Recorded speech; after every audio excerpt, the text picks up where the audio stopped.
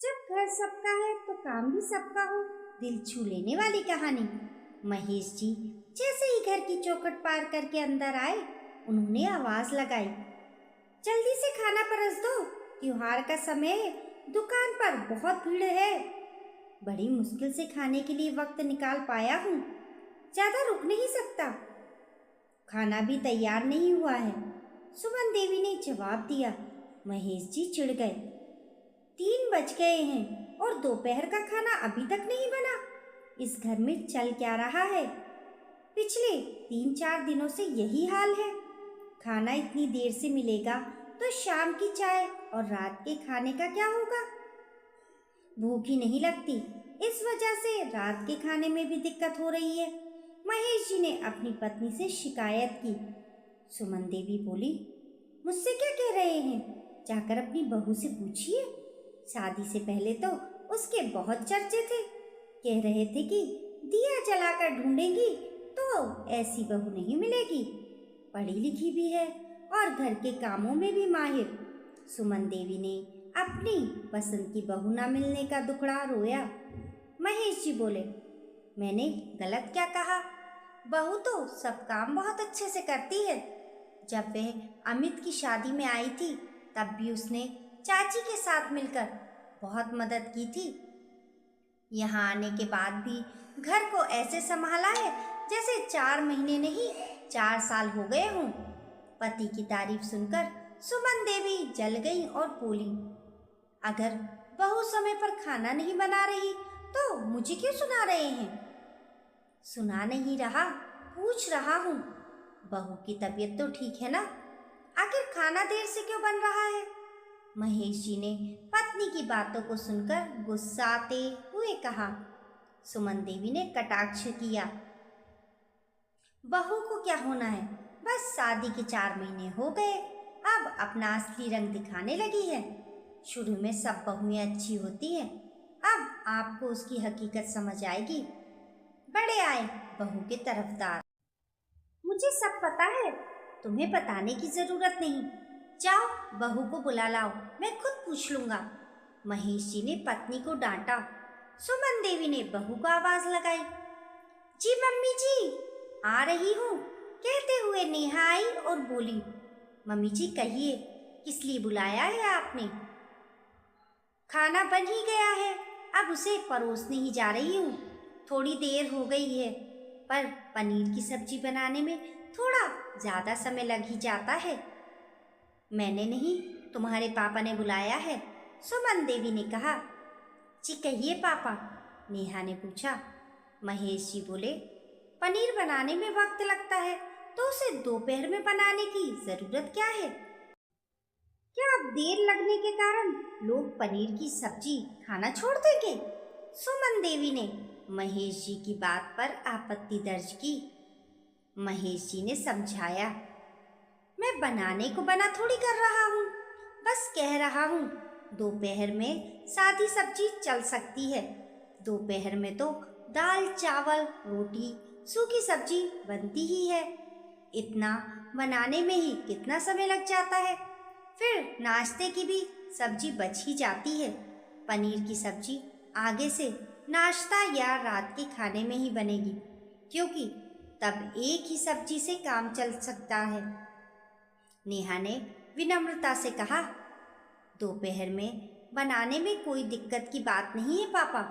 प्रिया दीदी को पनीर चावल के साथ पसंद है, इसलिए दोपहर में बनती है। महेश जी बोले, ये सब कोई जायज बहाना नहीं है। नाश्ते में बनाकर भी दोपहर के लिए रखा जा सकता था। वैसे बात आज की नहीं है, मैं 3-4 दिन से देख रहा हूँ कि खाना देर से बन रहा है। सही सही कारण बताओ, कहकर महेश जी ने बहू को भी डांट पिला दी। नेहा ने जवाब दिया, अभी दीपावली के कारण थोड़ी ज़्यादा साफ सफाई करनी होती है, इसलिए देर हो जाती है। फिर शनिवार रविवार की और दीपावली की छुट्टी लगातार हो गई है, तो सभी घर पर ही दोपहर में रह रहे हैं, इसलिए रोज कुछ विशेष व्यंजन बन रही है, इसके कारण भी देर हो जाती है। महेश जी ने पूछा, साफ सफाई से तुम्हें क्या, उसके लिए तो सफाई कर्मी आता है। नेहा ने बताया, सफाई कर्मी अपने मन से काम नहीं कर सकता है, उसके साथ तो किसी को रहना ही पड़ता है और क्या क्या काम है बताना भी पड़ता है। जब वह 2 से 3 बजे तक खाना खाने जाता है तब मैं झटपट खाना बनाती हूँ। उसके कारण आजकल खाना बनाने में देर हो जाती है। अच्छा, मूल कारण मैं समझ गया। तुम जाओ, जाकर खाना लगाओ, मैं उपाय करता हूँ। महेश जी के कहने पर नेहा खाना परोसने चली गई।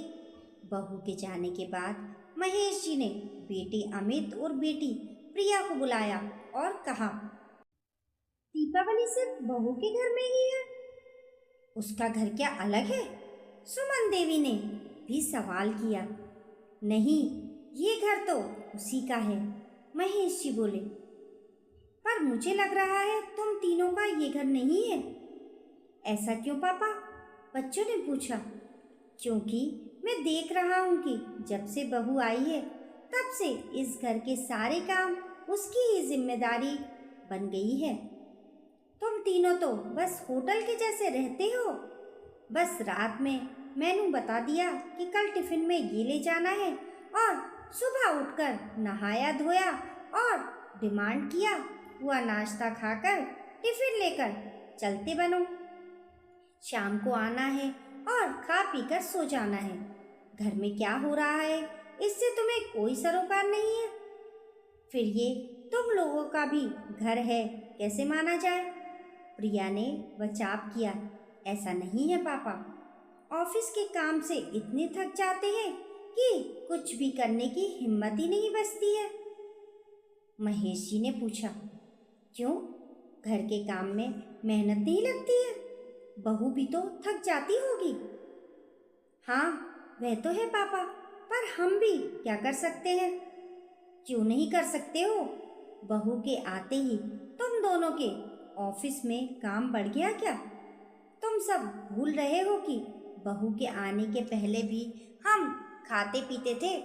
आज से 4 महीने पहले तुम्हारी माँ खाना नाश्ता बनाती थी और तुम ऑफिस जाने के पहले उनकी मदद भी करती थी। पर बहू के आते ही तुम दोनों अपना काम उसे सौंपकर निश्चिंत हो गए। महेश जी ने बेटी को अपनी बातों से चुप कराया। फिर बेटे की तरफ देखते हुए कहा, और तुमने भी सोचा कि जब मेरी माँ और बहन मेरी पत्नी के आने का फायदा उठा रही है तो मैं भी क्यों ना थोड़ा आराम कर लूं। सब्जी दूध राशन की जो जिम्मेदारी तुम्हारी थी उसे बहू पर डाल दिया। बहू आदमी है, रोबोट नहीं, जो उसके आते ही सभी अपनी अपनी जिम्मेदारी उसे देकर निश्चिंत हो गए। बहू सारे काम अच्छे से कर रही है, इसलिए मैं भी कुछ नहीं बोल रहा था। पर आज तो तुम लोगों ने अति ही कर दी। सफाई कर्मी के साथ भी बहू ही मिलकर सारे काम करवा रही है। सुमन देवी ने महेश जी से पूछा, तो क्या आप चाहते हैं कि मैं उनके साथ करवाऊं? अब इस बुढ़ापे में मजदूरों के साथ इधर से उधर सामान करवाना क्या मेरे बस का है? महेश जी ने व्यंग किया। मैंने तुमसे तो नहीं कहा। वैसे 4 महीने में ही तुम इतनी बूढ़ी हो गई कि तुम्हें पलंग पर ही बैठे बैठे सब कुछ चाहिए। सफाई कर्मी के साथ काम नहीं कर सकती हो, पर जब बहू उनसे काम करवा रही होती है तब तक तुम दाल चावल तो बना ही सकती हो। मुझे समझ नहीं आ रहा है कि जो घर कुछ दिन पहले तक सबके मिलजुल कर जिम्मेदारी निभाने से चल रहा था, उस घर में एकाएक बहू के आते ही सारी जिम्मेदारी बहू की बन गई है। वो पापा, अभी बेटा कुछ कहने ही जा रहा था, तभी महेश जी ने रोकते हुए कहा, मैं कुछ किंतु परंतु नहीं सुनना चाहता। कल से सभी अपना व्यक्तिगत काम स्वयं करेंगे। बाजार से कुछ भी लाने का काम तुम करोगे अमित। बहू फुर्सत में हो तो उसे साथ ले जा सकते हो, पर तुम्हें तो जाना ही होगा। और बेटी से कहा, और जब सुबह भाभी नाश्ता बनाएंगी तब तुम अपना और भाई का टिफिन पैक करोगे। रविवार को रसोई में भाभी की मदद करोगी। ये सब सुनकर सुमन देवी मन ही मन कुनमुना रही थी। सारे काम जब खुद ही करना है तो बहू भाभी के आने का क्या फायदा। महेश जी ने पढ़ लिया। सुनो मेरी मैडम जी, मन में मुझे गाली देना बंद करो। तुम भी कल से पलंग पर बैठे बैठे ही सही, पर सब्जी फल काटने में बहू की मदद कर दिया करो। बहू छत से कपड़े ला देती है तो उसे तय कर दिया करो। देखो बच्चों, आज तुम्हें मेरी बात बुरी लग रही होगी, पर आज तुम्हारी माँ ने एक बात कही तब मुझे लगा कि ये सही है। बहू अभी नई है तो किसी को कुछ नहीं कह रही है और सारे काम खुशी खुशी कर दे रही है, लेकिन जब बच्चा होगा उसकी जिम्मेदारियां बढ़ेंगी तो कहीं वह इससे परेशान होकर जवाब देना ना शुरू कर दे। इसलिए समझदारी इसी में है कि सभी थोड़ा बहुत उसके काम में हाथ बटा दिया करो। ठीक है, सभी संतुष्ट है। मैं उम्मीद करूं कि कल जब मैं दोपहर में दुकान से खाना खाने आऊं तब मुझे समय से खाना मिल जाएगा। सभी ने सम्मिलित आवाज में कहा, जी हम सभी मिलकर दीपावली की तैयारी करेंगे और आगे भी आपकी बहू पर अतिरिक्त बोझ नहीं देंगे। दोस्तों, क्या सारी जिम्मेदारी सिर्फ बहू की ही होती है? घर सबका होता है तो काम भी सबका होना चाहिए। दोस्तों, आपकी इस कहानी के बारे में क्या राय है, हमें कमेंट करके ज़रूर बताएं और कहानी पसंद आने पर लाइक और शेयर करें। ऐसी ही अच्छी अच्छी कहानियों के लिए चैनल को सब्सक्राइब करना ना भूलें। मिलते हैं फिर एक नई कहानी के साथ, तब तक के लिए नमस्कार।